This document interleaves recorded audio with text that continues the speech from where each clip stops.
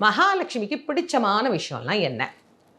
அப்படி ஒரு பட்டியல் போட்டோம் அப்படின்னா, வாசனையா இருக்கிறது அவளுக்கு பிடிக்கும். சுத்தமா இருக்கிறது அவளுக்கு பிடிக்கும். எந்த இடம் மங்களகரமாக இருக்குதோ அதெல்லாமே அவளுக்கு பிடிக்கும். யாரெல்லாம் நல்ல வார்த்தைகள் பேசுகிறார்களோ அவர்களை ரொம்ப பிடிக்கும்.